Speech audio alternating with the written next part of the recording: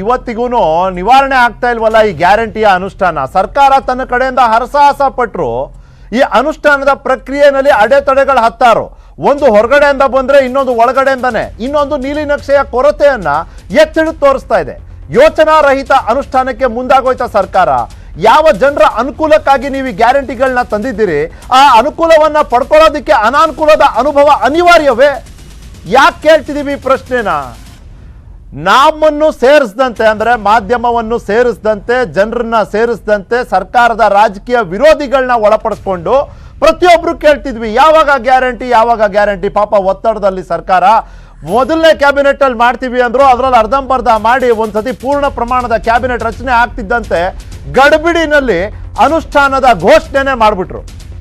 ಆ ಗಡಿಬಿಡಿಯ ಘೋಷಣೆ ಇವತ್ತು ಗಲಿಬಿಲಿ ಉಂಟು ಮಾಡಿದೆ. ಇವತ್ತಿನ ಚರ್ಚೆಯ ವಿಷಯ ಗ್ಯಾರಂಟಿ ಗಲಿಬಿಲಿ. ಚರ್ಚೆ ವಿಷಯದ ಹೆಡ್ಲೈನ್ ಟು ದ ಪಾಯಿಂಟ್. ಮುಂದುವರೆದಿದೆ ರಾಜ್ಯದಲ್ಲಿ ಗ್ಯಾರಂಟಿ ಗುದ್ದಾಟ. ರಾಜಕೀಯ ವಲಯದಲ್ಲಿ ಒಂದು ರೀತಿ ಗುದ್ದಾಟ ಆದ್ರೆ ಬಸ್ ಸ್ಟ್ಯಾಂಡ್ ನಲ್ಲಿ, ಬಸ್ಸು, ಸರ್ಕಾರಿ ಕಚೇರಿಗಳಲ್ಲಿ ಇನ್ನೊಂದು ರೀತಿಯ ಗುದ್ದಾಟ.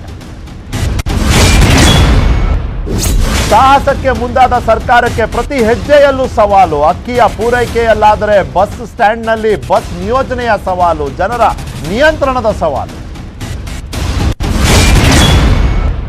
ಗ್ಯಾರಂಟಿ ವಿಷಯದಲ್ಲಿ ರಾಜಕಾರಣ ಮಾಡಲು ಮುಂದಾಗಿರೋದು ಕೇವಲ ವಿಪಕ್ಷಗಳಲ್ಲ.